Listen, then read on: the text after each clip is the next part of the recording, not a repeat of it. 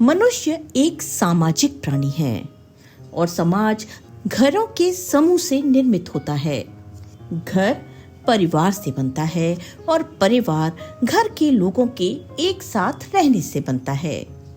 असल में परिवार को जोड़ने के लिए परिवार के सभी सदस्यों को अपना अपना अहम योगदान देना पड़ता है, नहीं तो परिवार में कटुता या सामंजस्य की कमी आ जाती है। आइए इसे और अच्छे से समझते हैं हमारी आज की कहानी के माध्यम से। सुबह के 5 बज रहे थे। रोजाना की तरह अलार्म बजने से पहले ही अंजना की आंख खुल गई, लेकिन आज उसका बिल्कुल मन नहीं था बिस्तर से उठने का। रात को सोने में बहुत देर जो हो गई थी। दरअसल कल उसके बेटे का जन्मदिन था और रात को घर पर एक छोटी सी पार्टी रखी गई थी। केक बेक करने से लेकर स्नैक्स और खाना बनाने तक का सब काम अंजना ने ही किया था। उसके सास ससुर को बाहर का खाना नहीं सुहाता था, इसलिए उसके पति कपिल ने उसे सारा खाना घर पर ही बनाने को कह दिया। आस पड़ोस के बच्चों और कुछ करीबी रिश्तेदारों को बुलाया गया था। मेहमानों की खातिरदारी, खाना पीना और उनके जाने के बाद बर्तन धोने का काम और रसोई की साफ सफाई करते हुए रात के 12 बज गए थे। इतनी देर में अलार्म भी बज उठा, पर अलार्म बंद करके अंजना करवट बदलकर फिर से सो गई और जब नींद खुली तो घड़ी में 6 बज चुके थे। वो जल्दी से उठी और नहा धोकर तैयार होकर रसोई घर में चली गई। तभी उसकी सास भगवती जी की आवाज आई, अरे बहू, तेरे बाबूजी कब से मंजन करके बैठे हैं? चाय नहीं दे सकती तो कम से कम पीने का पानी तो गर्म कर दो। उन्हें सुबह खाली पेट वाली गोली खानी होती है। ये बात भी तुम्हें हर रोज याद दिलानी पड़ती है। जी माँ जी, अभी लाई, कहते हुए उसने पानी गर्म किया और जल्दी से अपने ससुर जी को दवाई निकाल कर दे दी। तभी अपने घुटने दबाते हुए उसकी सासू माँ बोली, अब चाय बनाने में देर मत करना, बस अभी लाई माँ जी, कहकर अंजना चली गई। क्यों सुबह सुबह बहू को बातें सुनाने लगती हो भगवती? उसे और भी बहुत काम होते हैं। बेचारी सुबह से उठती है और उठते ही काम में लग जाती है, और तुम हो कि उसे ताने सुनाने से बाज ही नहीं आती। अंजना के ससुर नरोत्तम जी बोले तो भगवती जी मुंह बनाने लगी। अंजना रसोई घर में चाय बनाने चली गई। तभी उसका बेटा उसके पास आया और बोला, मम्मी ये काम बाद में करना, पहले मुझे मेरी स्कूल टाई ढूंढ कर दो, मिल नहीं रही। अरे बेटा, स्कूल से लौटकर संभाल कर क्यों नहीं रखते अपनी चीजें? कहते हुए अंजना टाई ढूंढने जा ही रही थी कि बाहर से दूध वाले की आवाज आई। जल्दी से बेटे को टाई पकड़ाकर अंजना भगोने लिए दूध लेने पहुंच गई तो दूध वाला बोला, क्या भाभी जी, थोड़ा जल्दी जल्दी आया करो, मुझे और भी जगह जाना होता है। अरे भैया, अगर आप कहें तो सुबह 5 बजे ही भगोना लेकर दरवाजे पर खड़ी हो जाऊं, झल्ला कर अंजना ने जवाब दिया और जल्दी से दूध लेकर अंदर आई। अरे बहू, चाय आज के दिन में मिल जाएगी या नहीं? बस माँ जी, अभी लेकर आई। दूध का भगोना गैस पर चढ़ाकर अंजना तुरंत चाय लेकर सास ससुर के कमरे में आई। उसी समय बाहर से उसके बेटे की आवाज आई, मम्मी जल्दी से नाश्ता दे दो, और मेरा टिफिन पैक हुआ या नहीं? आपके चक्कर में मैं हर रोज स्कूल के लिए लेट हो जाता हूँ। बस अभी आई बेटा, आज तुम स्कूल के लिए लेट नहीं होगे, मैं जल्दी से तुम्हें स्कूटी पर छोड़ दूंगी। कहते हुए अंजना दौड़ती हुई कमरे से बाहर निकल गई तो नरोत्तम जी अपनी पत्नी से बोले, लक्ष्य को स्कूल छोड़ने का काम कपिल भी कर सकता है, बेचारी इतनी भागदौड़ करते करते थक जाती होगी, ऊपर से ब्यूटी पार्लर भी चलाती है। तभी भगवती जी बोली, अरे स्कूटर क्या घूमने फिरने के लिए लेकर दी है आपकी बहू को? लक्ष्य को स्कूल छोड़कर आने में कौन सी बड़ी मशक्कत हो जाती है, और वैसे भी दिन भर ऑफिस में काम करके मेरा बेटा थक जाता है, इसलिए सुबह आराम से उठता है। बेटे को स्कूल के लिए तैयार करके अंजना स्कूटर पर बिठाकर उसे स्कूल छोड़ने चली गई। उसी समय कमरे में बैठी उसकी सास बोली, अरे ये टीवी क्यों नहीं चल रहा है? बहू, ओ बहू, कहाँ चली गई? उनकी आवाज सुनकर कपिल की नींद खुल गई। वो बाहर आकर बोला, वो शायद लक्ष्य को स्कूल छोड़ने गई होगी। अरे बेटा, तो तू ही आकर देख लेना, जाने ये टीवी क्यों नहीं चलता। अब मैं क्या देखूं? माँ, ऑफिस को देर हो जाएगी, अंजना भी आएगी तो देख लेगी। थोड़ी देर में अंजना घर आई तो उसका पति बोला, अरे अंजना, लक्ष्य को स्कूल छोड़ने जाने से पहले माँ बाबूजी का सारा काम निपटा दिया करो। तुम्हें बुला रही थी माँ। क्यों, क्या हो गया? अंजना ने पूछा तो कपिल बोला, अरे टीवी नहीं चल रहा था, इसलिए तुम्हें आवाज लगा रही थी। ठीक है, मैं देखती हूँ। क्या हुआ माँ जी, टीवी नहीं चला क्या? कमरे के अंदर आते हुए अंजना बोली तो सासू माँ ने जवाब दिया, अब क्या, अब तो मेरा फेवरेट सीरियल भी निकल गया। मैं देखती हूँ माँ जी। अंजना ने स्विच चेक किया और टीवी चल गया। माँ जी, स्विच ढीला था, इसलिए शायद नहीं चल रहा होगा। अच्छा, स्विच में गड़बड़ थी और मुझे लगा कि टीवी खराब हो गया है। भगवती जी बोली तो नरोत्तम जी चुटकी लेते हुए बोले, बेटी, कितना अच्छा होता अगर तेरी सास का मुंह बंद करने के लिए भी कोई स्विच होता। मेरे कानों को भी थोड़े समय के लिए आराम मिल जाता। ससुर जी की ये बात सुनते ही अंजना मुस्कुराने लगी और सासू माँ ससुर जी को गुस्से से देखने लगी। अरे अंजना, आज नाश्ता मिलेगा या ऑफिस जाकर ही करना पड़ेगा? बाहर से कपिल की आवाज आई। सब्जी तैयार है, बस पराठे बनाने बाकी हैं, कहते हुए अंजना रसोई घर की ओर दौड़ी तो कपिल नाराज होते हुए बोला, क्या अंजना, मैं नहा धोकर तैयार भी हो गया, लेकिन तुमसे अभी तक नाश्ता भी तैयार नहीं किया गया। जल्दी से हाथ चलाते हुए अंजना ने पराठे तैयार किए और नाश्ते की थाली कपिल के सामने रख दी। पहला निवाला मुंह में लेते ही कपिल बोला, अंजना, सारे दिन में तुम्हारे पास एक ही काम होता है, वो भी तुमसे ढंग से नहीं हो पाता। बिल्कुल फीकी सब्जी बनाई है। अरे वो माँ बाबूजी तीखा खाना नहीं खाते ना, इसलिए मैंने मसाले कम डाले थे। रहने दो तुम, मैं ऑफिस जाकर खाना खा लूंगा। ऐसा कहते हुए कपिल खाने की मेज से उठ गया और बिना खाना खाए ऑफिस चला गया। सास ससुर का नाश्ता निपटाकर अंजना ने कपड़े धोने की मशीन लगा दी और तब तक खाने की तैयारी करने लगी। घर के बाकी काम निपटाकर कपड़े सुखाने के लिए छत पर चली गई। उसे छत पर देखकर उसकी पड़ोसन भी ऊपर आ गई और बोली, अंजना, शोरूम पर सेल लगी है, चल कपड़े खरीद कर ले आते हैं। अभी ये बात चल ही रही थी कि भगवती जी की आवाज आई, बहू, ओ बहू, यहाँ तो आना जरा। सासू माँ की आवाज सुनकर अंजना ने पड़ोसन से कहा, आज तो बाजार जाना नहीं हो पाएगा यार, घर पर भी काम है और शादियों का सीजन चल रहा है तो ब्यूटी पार्लर में भी कोई ना कोई कस्टमर आया रहता है। कपड़े सुखाने डालकर अंजना नीचे लौटी तो भगवती जी बोली, बहू, घुटनों में बहुत दर्द हो रहा है, कोई मरहम तो लगा दो। अंजना जल्दी से गई और मरहम लेकर आई। सासू माँ की घुटनों पर मरहम लगाते हुए घड़ी की तरफ नजर पड़ी तो देखा लक्ष्य के आने का समय भी हो गया था।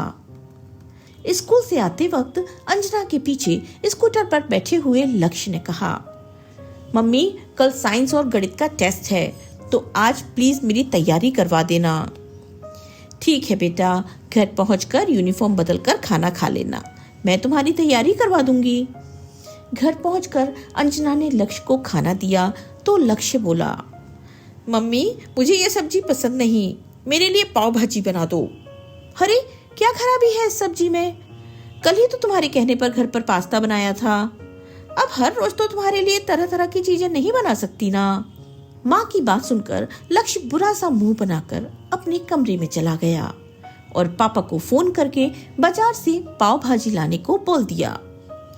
थोड़ी देर में उसकी ब्यूटी पार्लर में कस्टमर्स भी आ गए तो अंजना उनकी थ्रेडिंग और वैक्सिंग करने में व्यस्त हो गई। तभी उसके मोबाइल की घंटी बज उठी। कपिल का फोन था। फोन उठाते ही कपिल बोला, क्या अंजना, लक्ष्य बाहर की पाव भाजी खाने की जिद कर रहा है। तुम घर पर सारा दिन बैठी रहती हो तो कम से कम बच्चे की पसंद की चीज तो बना दिया करो। और हाँ, एक बात और, आज शाम को मेरे कुछ दोस्त घर पर आएंगे तो उनके लिए कुछ बढ़िया से स्नैक्स बनाकर रखना। ऐसा कहकर कपिल ने फोन रख दिया। जल्दी जल्दी अपना सारा काम निपटाकर अंजना शाम की तैयारी करने लगी और कपिल और उसके दोस्तों के आने से पहले गर्मा गर्म समोसे और पकौड़े बनाकर तैयार कर दिए। सब लोग आपस में बातचीत करने में मशगूल थे। तभी कपिल बोला, क्या बताएं यार, आजकल महंगाई इतनी बढ़ गई है कि खर्चे भी पूरे नहीं होते। उसी समय अंजना चाय और समोसे लेकर अंदर आई तो कपिल का एक दोस्त बोला, कुछ भी मत बोल यार, भाभी जी भी तो हर खर्चे में तुम्हारी मदद करती होंगी, ब्यूटी पार्लर में भी अच्छी कमाई हो जाती होगी।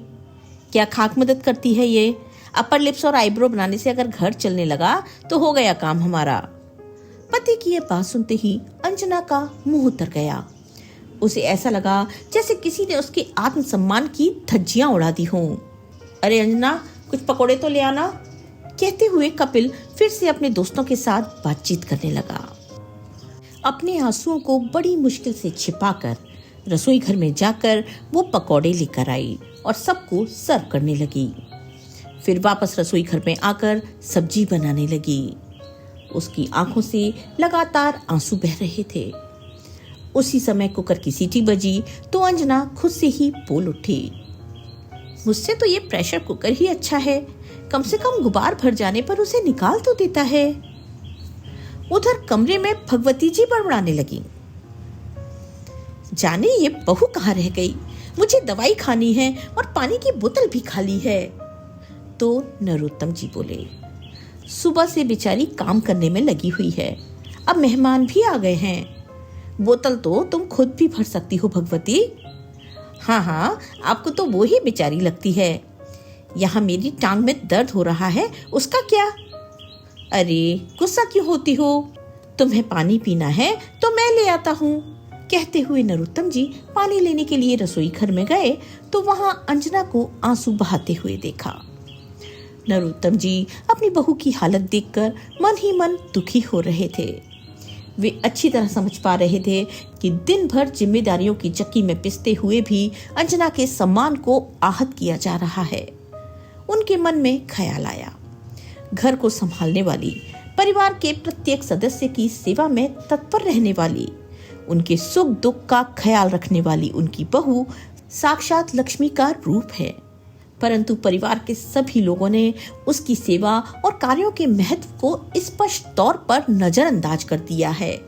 ससुर जी को देखते ही अंजना सामान्य होने का नाटक करने लगी और बोली, वो प्याज तीखे थे ना, इसलिए आंसू आ गए, लाइए मैं बोतल भर देती हूँ।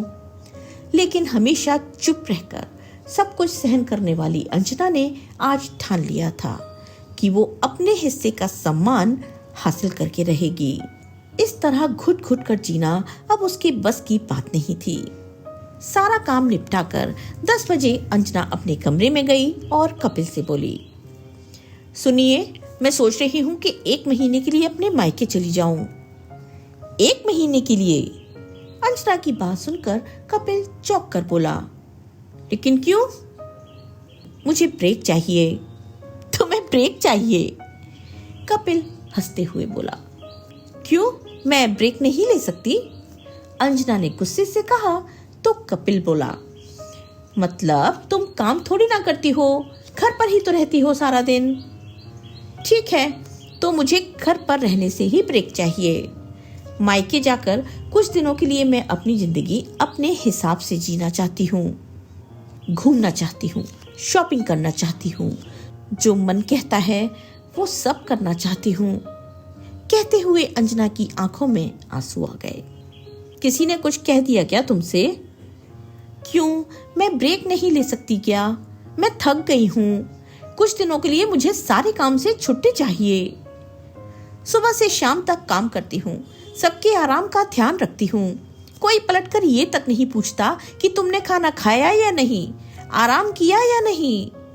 आज मैं ब्रेक की बात कर रही हूँ तो आप मुझसे सवाल पर सवाल कर रहे हैं। अंजना का गुस्सा फूट पड़ा।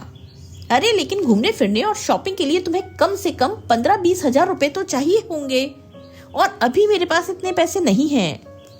पैसे नहीं चाहिए मुझे। अपर लिप्स और आईब्रो करके चाहे आपके घर का खर्चा ना निकाल सकूं, लेकिन इतने पैसे हो गए हैं मेरे पास कि मुझे आपके सामने हाथ ना फैलाने पड़े। अरे तुम उस बात पर नाराज हो, वो तो मैंने मजाक में कह दिया था। लेकिन मैं मजाक नहीं कर रही, और ये बात मजाक की है भी नहीं। अंजना गुस्से से बोली और करवट बदल कर सो गई। अगले दिन सुबह जब अंजना रसोई घर में नाश्ता बना रही थी तो कपिल उसके पास आया और बोला, नाश्ता बहुत अच्छा बनाया है अंजना। लेकिन अंजना कुछ नहीं बोली। फिर झिझकते हुए कपिल बोला, वो अंजना, कल रात को जो तुम बात कर रही थी।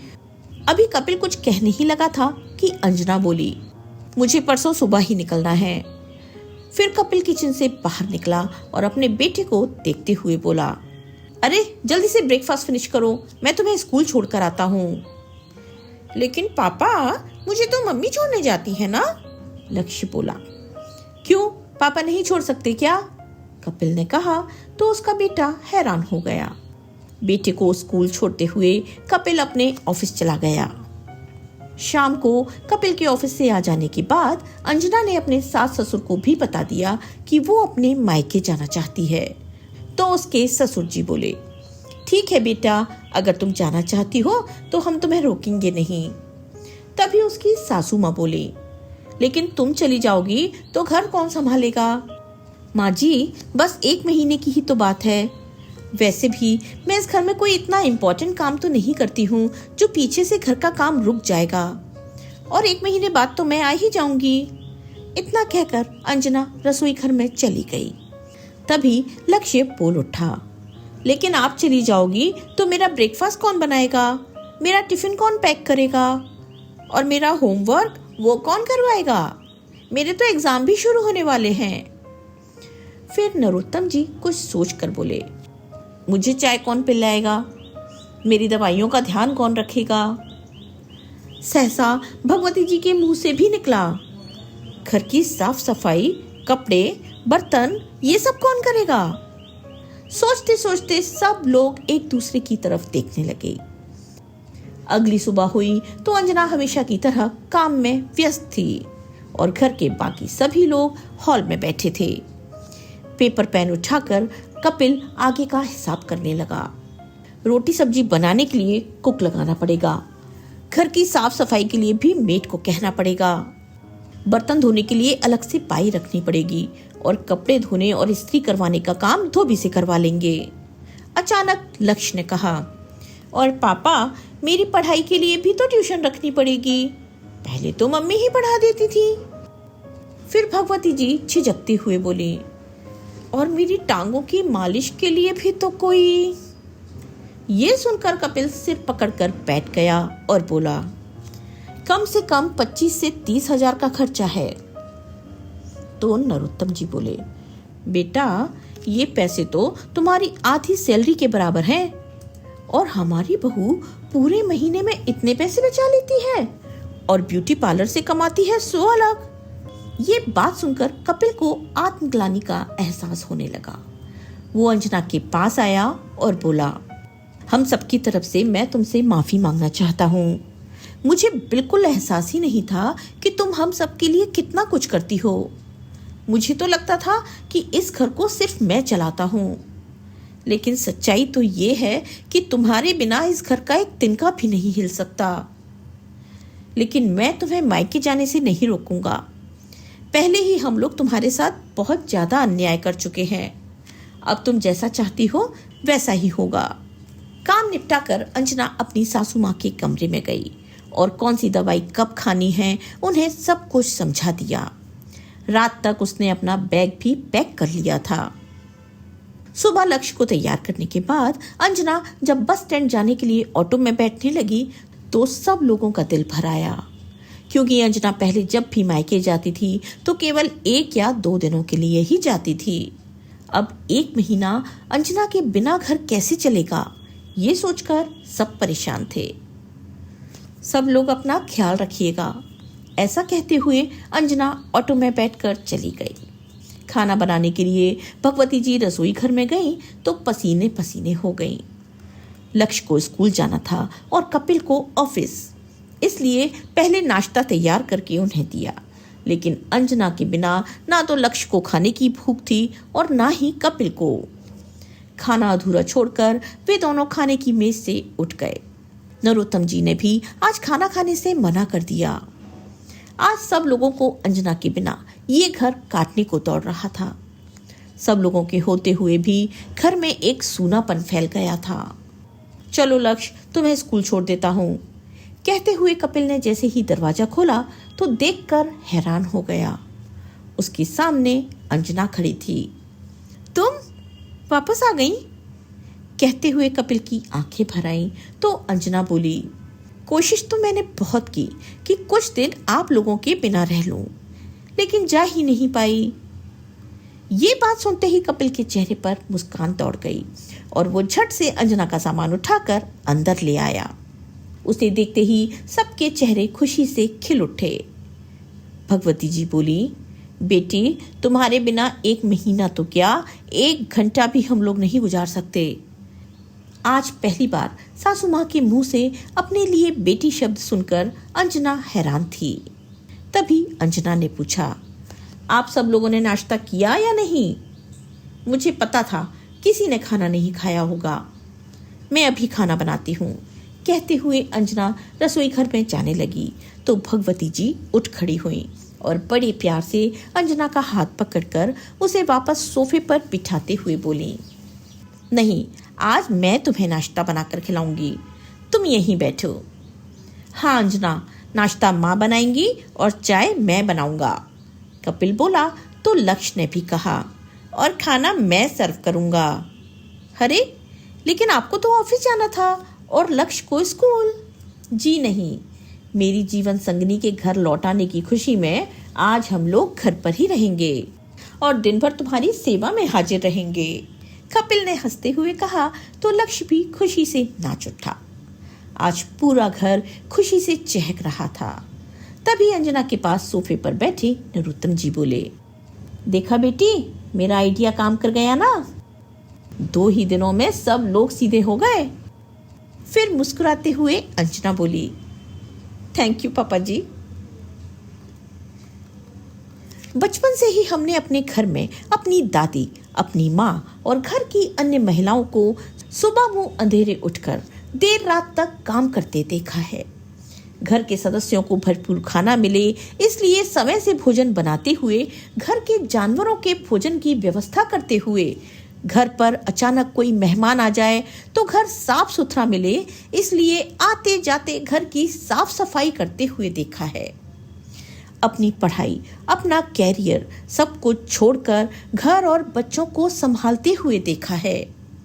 या फिर खुद बहुत नहीं पढ़ सकी लेकिन बच्चे अनपढ़ या कम पढ़े लिखे ना रह जाएं, उसके लिए सुबह शाम की देखरेख, स्कूल भेजना, उनकी हर जरूरत का ध्यान रखते देखा है। बड़ी हो रही बेटी की जिम्मेदारी, उसको समाज के तौर तरीके सिखाने की जिम्मेदारी, उस पर निगरानी और खुद के जैसे ही सारी जिम्मेदारी संभालने वाली सुशील युवती बनाने की भी जिम्मेदारियों का बोझ उठाते हुए देखा है।